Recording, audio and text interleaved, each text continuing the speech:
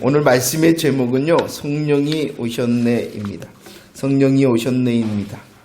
우리들이 말씀을 통하여 살피고자 하는 것은요, 주보를 통하여 보면은 성령이 강림하셨습니다. 성령님께서 충만케 임하셨죠. 그 사건을 통하여 세 가지 특별한 모습을 볼 수가 있는데, 각 사람 위에 하나씩 임하였다라는 말입니다. 성령님께서 강림하시고 충만하신 그 오순절의 사건은 각 사람 위에 하나씩 임한 사건이었고, 그 사건은 오순절 날이 이미 이르렀다라고 말씀하신 하나님께서 주권적으로 선택하신 그날에 임하셨다는 것입니다. 성령님께서 강림하시고 임하셨습니다. 각 사람 위에 임하셨습니다. 그리고 그때는 오순절, 하나님께서 주권적으로 선택하신 그때에 임하셨다는 것입니다.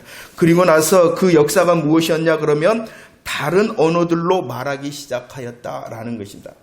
다른 언어로 말하기 시작하였다라는 것은 우리들이 일반적으로 아는 은사적인 방언이 아니라 하나님께서 그때의 사도행전 2장에서 말씀하시는 외국어의 방언을 말하고 있는 것이죠. 왜 이렇게 하셨냐 그러면 지금까지는 하나님께서는 이스라엘의 하나님이셨어요. 그러나 이제 각 나라, 각 지역의 언어로 이 하나님의 큰 일을 듣게 하심으로 이스라엘의 하나님만이 아니라 천하 만민의 하나님, 복음이 천하 만민을 향하여 열렸다라는 것을 보여주기 위하여 각 언어로 말씀하게 하셨다는 것입니다. 열렸을 뿐만이 아니라 천하 만민에게 열렸을 뿐만이 아니라 하나님께서 창세기 11장에 보시면 흩으셨다 하셨는데 그 흩어졌던 그들을 다시 모으신다라는 것을 말씀해주고 있다는 것입니다. 이런 오순절의 역사를 향하여 사람들이 반응을 합니다. 어떻게 반응을 하냐 그러면은 조롱하기도 하고 어떤 이들은 질문을 하기도 한다는 것입니다. 그때에 베드로를 중심해서 사도들과 제자들은 조롱과 대답 앞에서 조롱에는 담대함으로 대답에는 하나님의 말씀으로 대답하였다라고 말씀하는 것이 오늘 내용입니다. 할렐루야. 오늘 또 이 시간 예수 그리스도로 행복하며 승리하는 시간 되어지기를 축원합니다. 예수님께서는 부활하셨습니다. 예수님께서 부활하신 후에 40일 동안 사도들에게 확실하게 자신이 다시 살아나셨다라는 부활의 증거를 보여주셨습니다. 부활의 증거를 보이시면서 우리 예수님께서는 제자들에게 명령과 약속을 하셨죠. 어떠한 명령이었습니까? 야, 아버지께서 약속하신 것을 기다려라. 예루살렘을 떠나지 말아라. 너희들은 기다려야 된다라고 명령을 하셨습니다. 약속이 무엇이었습니까? 성령, 몇 날이 못되어 성령으로 너희들은 세례를 받을 것이다 라는 약속을 하셨습니다. 명령하셨습니다. 약속하셨습니다. 그리고 그들이 보는데 올려져 가셨다. 우리 예수님께서 승천하셨다라는 것이 사도행전 1장의 내용입니다. 사도들과 또 120명의 제자들은 이 예수님의 명령과 약속 앞에서 어떻게 했습니까? 기도했습니다. 어떠한 기도였습니까? 더불어의 기도, 한마음의 기도, 오로지의 기도를 했습니다. 예수님의 명령과 약속 앞에서 기도하였을 뿐만이 아니라 그들은 말씀대로 사도의 수를 충원하였다라고 말씀합니다. 그리고 2장이 시작되어집니다. 함께 읽어볼까요? 사도행전 2장 1절 말씀입니다. 함께 읽겠습니다. 시작. 오순절 날이 이미 이르매 그들이 다 같이 한 곳에 있었다. 그들이 다 같이 한 곳에 있었다. 예수님께서는 승천하셨습니다. 승천하시면서 그들을 향하여 명령과 약속을 하였죠. 그 예수님의 명령과 약속 앞에서 그들이 다 같이 한 곳에 모여 있었다. 그 날이 어떤 날이었냐 그러면은 오순절이었다라고 말합니다. 이 오순절은요, 하나님께서 특별히 이스라엘 백성들에게 절기를 지키라 하신 3대 절기가 있습니다. 유월절과 오순절과 초막절이었습니다. 하나님께서 정하신 꼭 지켜야 되는 3대 절기 중에 한 절기가 오순절이었습니다. 모든 남자는 특별히 이날에는 예루살렘으로 다 올라오라 라고 우리 하나님께서 명령을 하셨습니다. 3대 절기를 지켜라. 그 오순절을 지켜라 하셨습니다. 모든 남자들은 다 예루살렘 성전으로 올라오라 말씀하신 그때였습니다. 그러나 제자들이 이렇게 다 같이 한 곳에 모인 이유는 단순히 구약의 오순절을 지키기 위해서가 아니었습니다. 그리고 그 현장에는 남자만 있었던 것이 아니라 여자들도 있었다는 것입니다. 예수님의 명령과 약속을 붙들고 이렇게 다 같이 한 곳에 모여 있었습니다. 기도하고 있었습니다. 그때 어떠한 일이 있었다라고 성경은 말합니까? 2절과 3절 말씀. 2절과 3절입니다. 시작. 호련히 하늘로부터 급하고 강한 바람소리 같은 소리가 있어 그들이 앉은 온 집에 가득하며 마치 불의 혀처럼 갈라지는 것들이 그들에게 보여 각 사람 위에 하나씩 임하여 있다라고 말합니다. 예수님의 명령, 예수님의 약속을 붙들고 그들이 다 같이 한 곳에 모여 기도하였습니다. 어떠한 일이 있었다고요? 하늘로부터 급하고 강한 바람소리가 있었다라고 말씀합니다. 바람소리뿐만이 아니라 불의 혀처럼 갈라지는 것들이 각 사람 위에 임하였다라고 말씀을 하고 있습니다. 이런 모습을 4절 말씀에서는 어떻게 표현합니까? 강한 소리와 불의 혀처럼 갈라지는 것이 임하는 그 모습을 성령 충만함을 그들이 받았다라고 말씀합니다. 무엇을 말씀합니까? 예수님이 명령하셨죠? 야, 너희들 기다려라. 예수님이 약속하셨죠? 너희들이 성령을 받으리라 하신 그 명령과 약속대로 성령님이 임하신 모습을 말씀하고 있는 것입니다. 그런데요, 이런 약속하신 성령님의 강림과 충만의 모습을 3절 말씀을 다시 보면 특별히 강조하는 것이 있는데 그 성령 강림과 충만이 각 사람 위에 하나씩 임하였다라고 말씀하고 있는 것입니다. 약속대로 오신 성령님 다락방에 충만한 것이 아니라 어디에 충만하였다고요? 각 사람 위에 충만하였다라고 말씀하고 있습니다. 각 사람 위에 하나씩 성령이 충만하였다라는 것을 구약과 비교할 수가 있습니다. 구약의 출애굽기 40장 35절 말씀입니다. 성막이 완성이 되어졌습니다. 성막이 완성이 되어졌을 때 하나님의 영광이 임합니다. 그 영광이 임한 곳은 어디였냐 그러면은 성막이었어요. 장소의 성막에 하나님의 영광이 충만하였습니다. 그렇기 때문에 모세가 그 하나님의 영광이 충만한 성전에 들어갈 수 없었다. 하나님의 영광이 성막이라는 장소에 충만하였고 모세는 그곳에 들어갈 수 없었다라고 말씀합니다. 역대하 7장 2절 말씀에 성전이 완성되었습니다. 성전이 완성되어졌을 때도 하나님의 영광이 임합니다. 어디에 하나님의 영광이 임하였습니까? 성전이라는 장소에 임하였습니다. 그래서 제사장, 하나님을 섬긴다 하는 제사장도 그 성전에 들어갈 수가 없었습니다. 왜요? 여호와의 영광 때문이에요. 그러나 오늘 말씀은 달라졌다는 것입니다. 약속하신 그 성령님의 강림은 다락방, 장소에 충만한 것이 아니라 어디에? 각 사람들, 제자들 위에 각 사람들 위에 임하였다라고 말합니다. 그들이 이런 놀라운 하나님의 영광의 다락방에 들어가지 못한 것이 아니라 성령님께서는 각 사람 위에 충만하게 임하였다 말씀하심을 믿으시기를 바랍니다.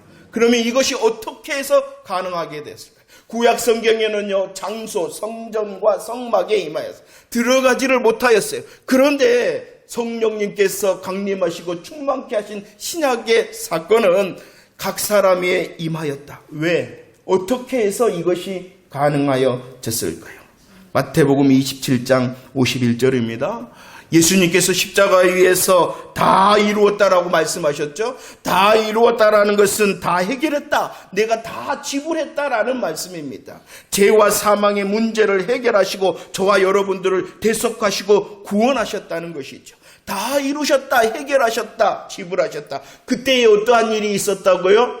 성소의 휘장이 위에서 아래로 찢어졌다. 막혔던 것, 그들이 하나님을 향하여 나갈 수 없도록 막았던 성소의 휘장이 찢어졌다라고 말씀하는 것입니다. 왜요? 다 이루셨기 때문입니다. 예수님께서 해결하셨기 때문입니다. 예수님께서 대속하시고 구원하셨기 때문에 막혔던 그 성소의 휘장을 찢으셨기 때문에 이제 장소가 아니라 각 사람 위에 임한다는 것입니다. 그래서 고린도전서 6장 19절, 예수 그리스도를 믿는 저와 여러분들 제자들을 무엇으로 삼았냐? 성령의 전으로, 성령님께서 임하시는 곳으로 삼았기 때문이라는 것입니다.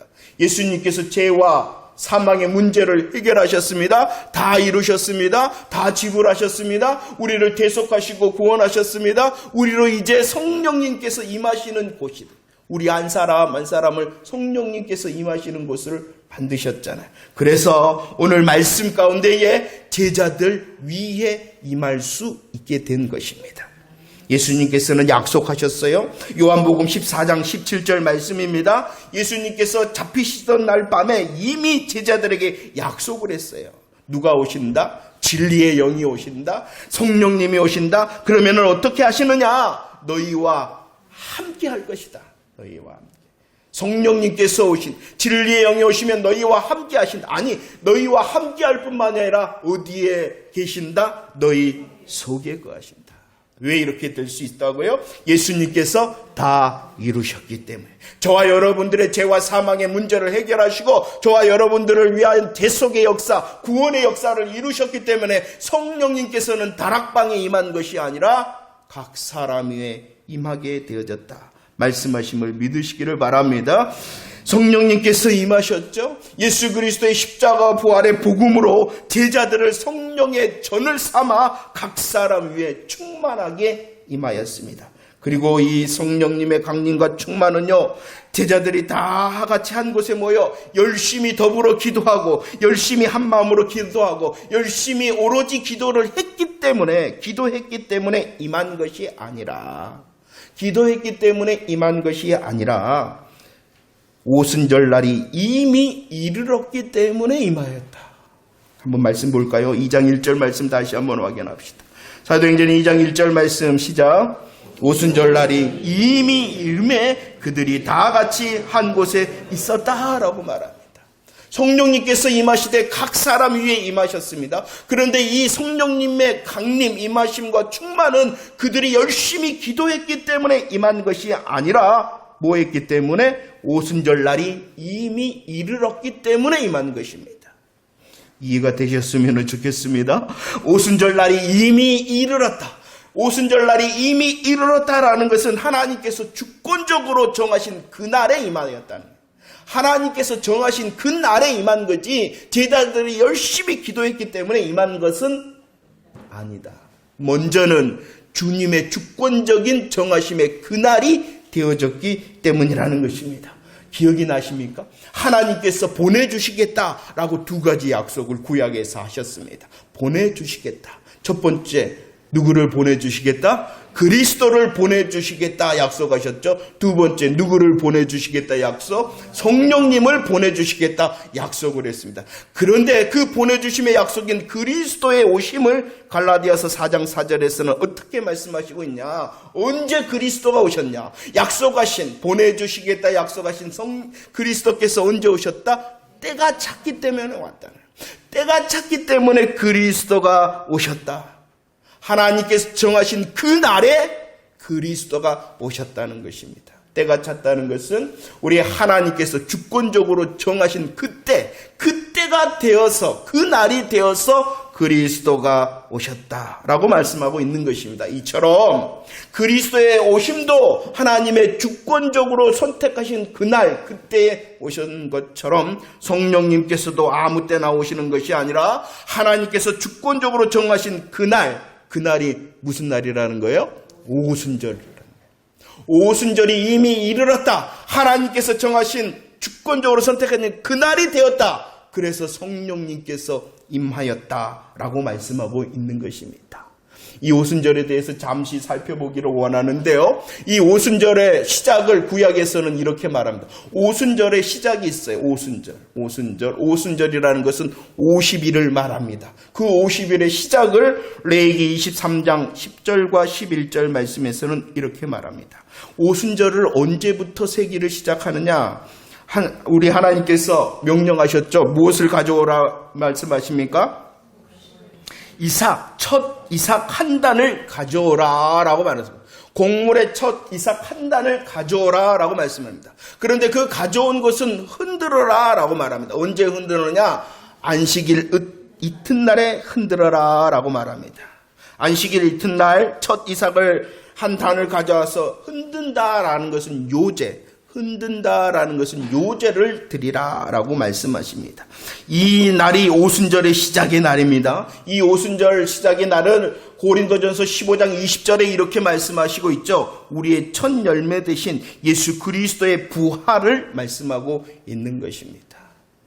이 23장 10절의 시작은 또 다른 시작을 가지고 있는데 그것은 6월절을 가지고 6월절의 첫 안식일 이튿날이에요. 6월절은 무엇을 상징하냐 그러면 예수 그리스도의 십자가의 죽으심을 말씀하십니다. 예수님의 십자가의 죽으심이 있는 첫 안식일 이튿날은 주일을 말하는 거예요. 이것이 6월절과 안식일 첫 이튿날은 3일을 말씀하고 있는 것이에요. 3일. 예수님이 죽으시고 며칠 만에 부활하셨어요? 3일. 오순절의 시작은 무엇을 신약에서는 무엇으로 알 수 있냐 그러면은 예수님의 부활절을 말씀하고 있는 것입니다. 그래서요 이렇게 말씀하고 있죠. 그 날을 세워라. 23장 15절과 16절 말씀을 한번 볼까요? 그래서 그 시작의 날을 말씀하신 예수님의 부활을 오순절의 시작을 말씀하신 후에 이렇게 말씀하고 있어요. 한번 읽어볼까요? 준비 시작. 안식일 이튿날 곧 너희가 요제로 곡식단을 가져온 날부터 세어 7 안식일의 수요를 채우고 7 안식일 이튿날까지 합하여 50일을 계수하여 새 소제를 여호와께 드려라 라고 말합니다. 첫 이삭 요제로 드린 날부터 몇 번의 안식일을 채우라라고 말합니까? 그래서 7번의 안식일을 지난다. 그래서 이날을 오순절이라 그러기도 하고 77절이라고 말씀하고 있습니다. 그런데 그냥 안식일을 7번 지나는 것이 아니라 그 다음 날인 하루를 다 합치면은 며칠이 되냐 그러면은 50일이 되는 것입니다. 7 안식일의 숫자는 며칠이에요? 7 안식일을 지나면은 7에 49일이 돼요. 49일을 지나는 그 안식일, 그 오순절의 모습을 77절이라. 그러나 숫자적으로 하면은 그 다음 날도 뭐하라? 합하라. 라고 말해서 오순절. 오순절이라는 것은 50을 말하죠? 50일의 날짜. 그래서 오순절이 되어집니다. 한번 생각을 해봅시다. 오순절의 신약으로 보면 오순절의 시작이 어디라고요? 부활절을 말하는 첫 이삭단을 요제로 드리는 날, 이것은 예수님의 부활을 말씀하는 거거든요. 이 부활로부터 오순절이 시작되어져서 언제까지 가지냐 그러면은 그 부활절 후 며칠을 가는 거예요? 50일을 가는 거예요. 50일. 부활절로부터 며칠을 가는 거예요? 오순절 50일을 가는 거예요. 그런데 성경에 보면 예수님께서 부활하신 후 이 땅에 있는 날짜를 말씀해요. 며칠 동안 이 땅에 있었다? 부활 후에 40일. 그러면은 제자들을 향하여 약속하시고 명령하셨죠? 그 명령과 약속 앞에서 제자들이 모여서 기도합니다. 며칠이 지났다? 10일이 지났다. 그날이 무슨 날이다? 오순절이다. 이런 숫자를 생각하며, 자, 우리 하나님께서는 오순절에 특별히 무엇을 드리라라고 말씀하셨냐 그러면은 새 소제를 드리라라고 말씀하고 있는. 새 소제는요, 그 신약으로 말한다면 교회의 탄생을 말씀하고 있는 것입니다. 아무튼 제가 이렇게 숫자를 좀 세었는데요. 이 오순절은요, 특별한 날이라는 거예요. 성령님께서 강림하시마 약속하신 하나님께서 주권적으로 선택하신 그날에 임하였다라고 말씀하고 있는 것입니다. 예수님의 오심도 때가 참에 그리스도를 향한 오심의 약속을 성취하신 것도 하나님께서 주권적으로 선택하신 그날에 오셨으며, 보내주시겠다는 성령님도 그냥 아무 때나 오신 것이 아니라 하나님께서 주권적인 선택하신 그날 오순절에 임하였다라고 말씀하고 있는 것입니다. 자, 성령님께서 강림하셨습니다. 충만하셨습니다. 첫 번째, 각 사람 위에 임하셨습니다. 두 번째, 그냥 아무 때나 오신 것이 아니라 하나님께서 주권적으로 정하신 그날 오셨다라고 말씀합니다. 세 번째, 어떠한 역사가 있었습니까? 사도행전 2장 4절 말씀. 사도행전 2장 4절 시작.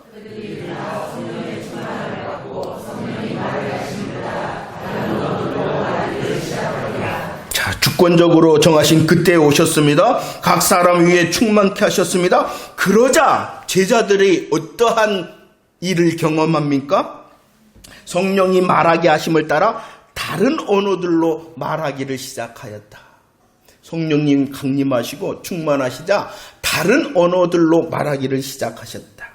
2장 6절과 8절 말씀에 보면은 방언이라는 말을 씁니다. 각각 자기의 방언이다. 각 사람이 난 곳의 방언이다 라고 말씀합니다. 이 사도행전 2장의 방언이라는 것은 고린도전서 12장과 14장에서 말씀하시는 은사적인 방언을 말씀하는 것이 아니라 각 나라의 외국어를 말하는 거예요.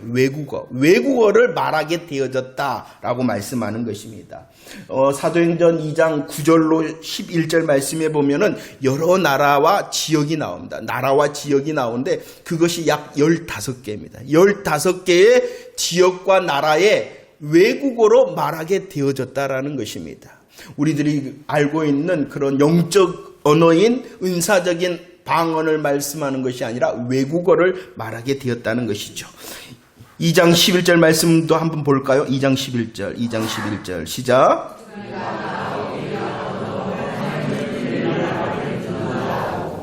자, 어떠한 일이 있었다고요? 각 나라 방언으로 외국어를 말하게 되어졌다. 그런데 그 제자들이 성령 충만함을 받아서 말한 그 내용이 무엇이냐? 그 내용이 무엇이다고요? 하나님 큰 일을 말했다. 성령님께서 충만하시고 각 나라의 외국어로 말하게 하셨어요. 그 외국어로 말한 내용이 무엇이다고요? 하나님의 큰 일이라는 것이. 하나님의 큰 일이라는 것이 무엇입니까? 성부 하나님께서 계획하시고 성자 예수님께서 성취하시고 성령님께서 지금 말씀하게 하시는 구원의 역사, 복음을 말하고 있는 것이. 예수 그리스도의 십자가를 확인하고 부활을 확인하는 복음을 말하게 하셨다는, 복음 즉 구원의 역사를 말하게 하셨다는. 하나님의 큰 일이라는 것은 구원을 말합니다. 하나님의 큰 일이라는 것은 구원의 역사를 말하는 것이에요. 그럼 왜 이렇게 하셨을까요? 성령님께서 강림하셨죠. 충만하셨죠. 각 사람 위에 임하셨죠. 그리고 그날 임하셨죠. 그리고 말하게 했어요. 외국어로 말하게 했어요. 이것은 무슨 의미냐는 것이에요. 아모스 3장 2절과 신명기 7장 6절 말씀에 보면은 하나님을 소개합니다. 나는 어떠한 하나님이냐? 땅의 모든 민족 가운데 너만한 하나님이다. 너가 누굴까요?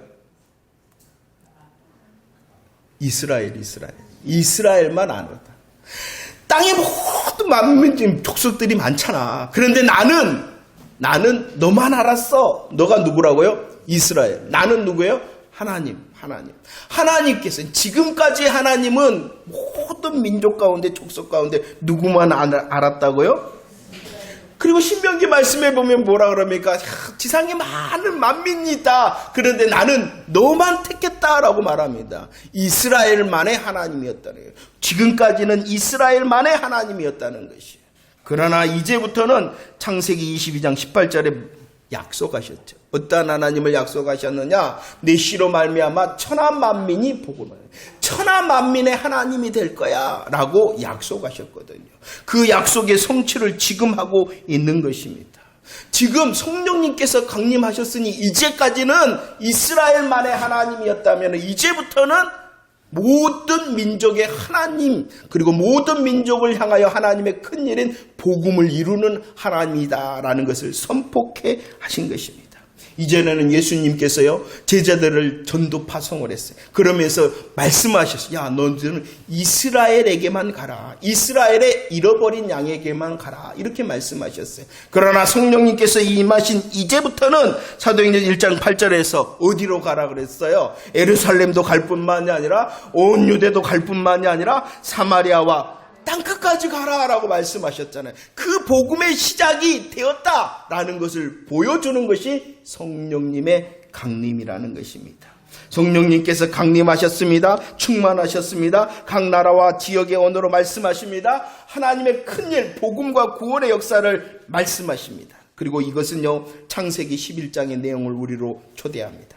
창세기 11장, 그때는 어떠했습니까? 온 땅의 언어가 하나, 말이 하나였다라고 말합니다. 제가 제일 자신 없는 것이 영어입니다. 영어. 참. 이때 온 땅의 언어가 하나고 말이 하나였대요. 얼마나 좋았을까요? 그러자 그들이 말을 합니다. 우리 성읍과 탑을 건설하자.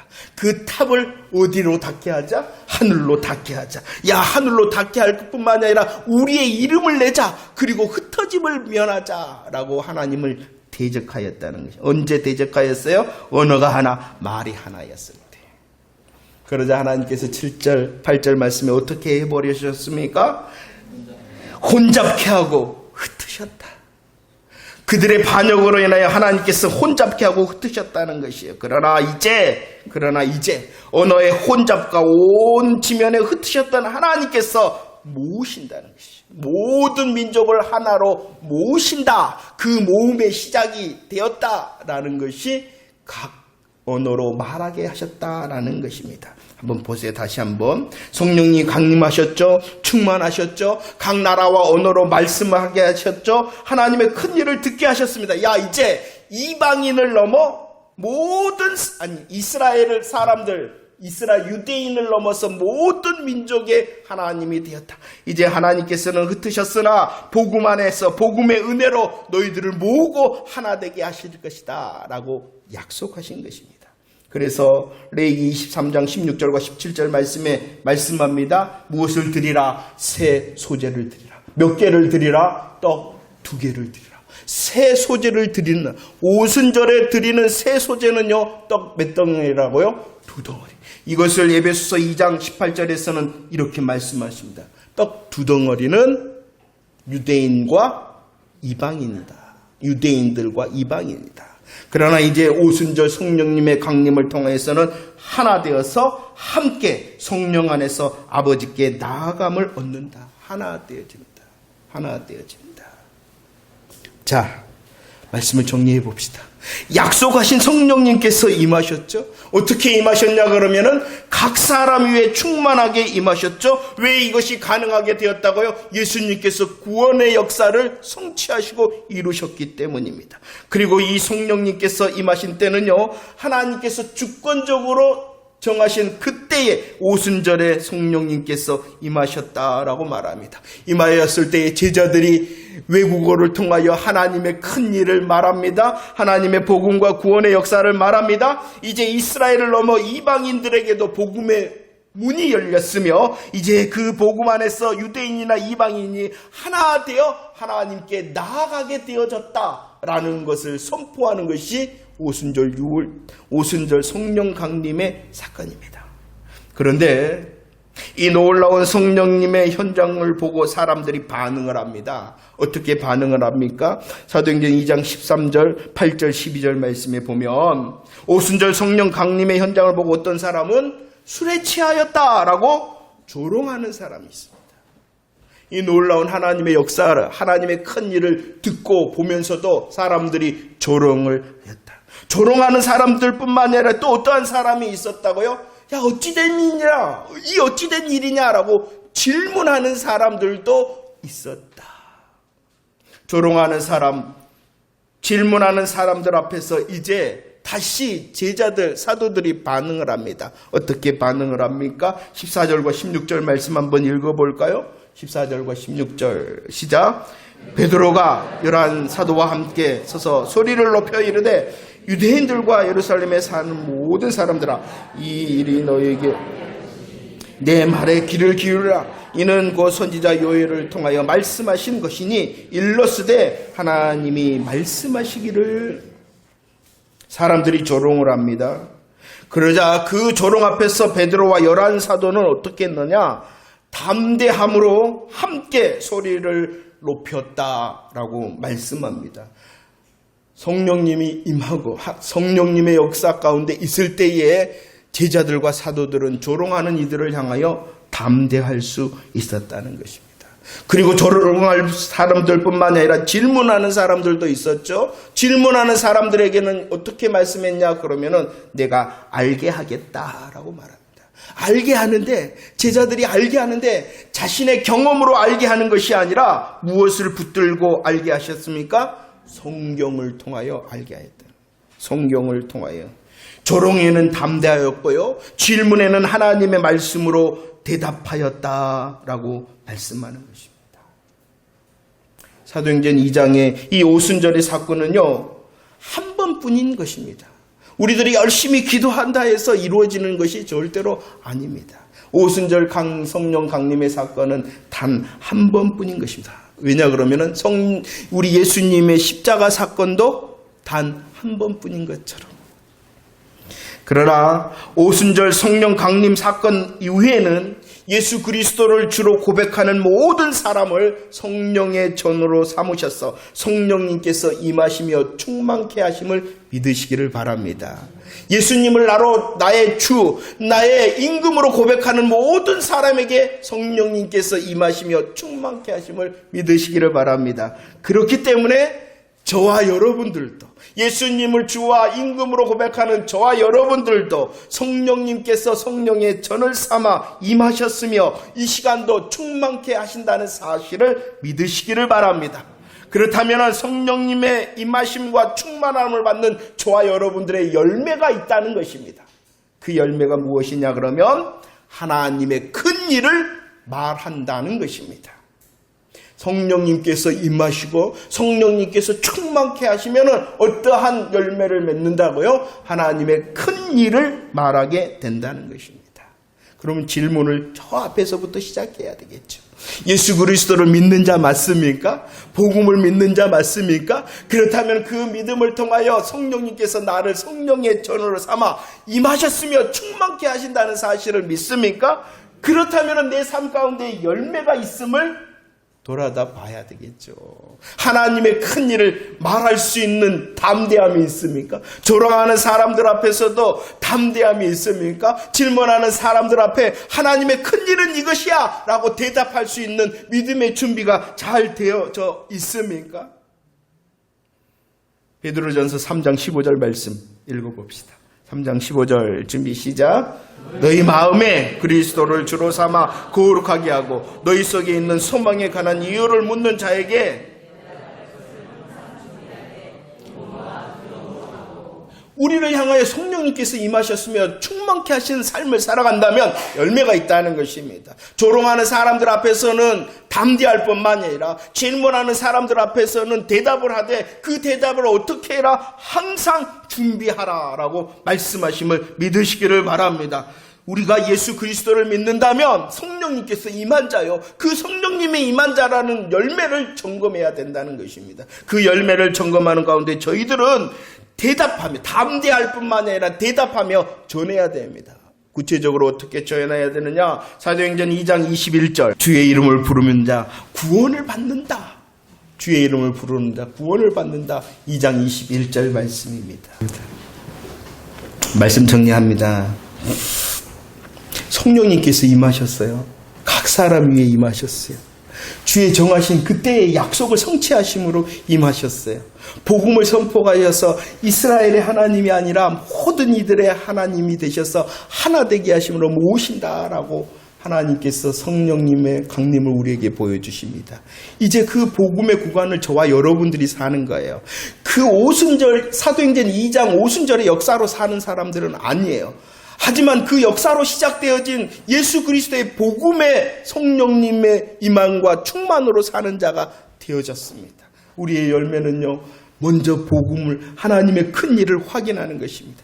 나를 통하여 하나님의 큰 일을 말씀하게 하심을 확인하는 것입니다. 대답을 준비한 자 되어졌습니까? 조롱하는 자들 앞에서도 담대할 수 있는 믿음의 은혜를 구하는 저와 여러분들이 되어지기를 원합니다. 대답을 하되 항상 오늘 말씀처럼 온유와 두려움으로 준비하여서 언제 어디서나 대답할 수 있는 자가 되어지기를 축원합니다. 성령님께서 임하시면은요, 요엘서에 이렇게 말하죠. 너희들이 예언할 것이다. 너희들이 환상을 볼 것이다. 너희들이 꿈을 꿀 것이다. 이것은요, 다른 말을 하는 거 아니야. 너희들이 예언하고 환상을 보고 꿈을 꾼다는 것은 너희들이 하나님의 큰 일을 말하는 자가 될 것이다 라는 것이에요. 희한하게만 생각하는데, 희한하게 여기서 예언하고 환상 보고 꿈을 꾸는 것을 희한하게 생각하는 게 아니에요. 너희들이 정말로 예수 그리스도의 복음에 붙잡힌 사람이라면 이제 너희들을 하나님의 큰 일의 예언, 하나님의 큰 일의 환상, 하나님의 큰 일의 꿈을 꾸는 복음 전도자가 되어질 것이다 라고 말씀하는 것입니다.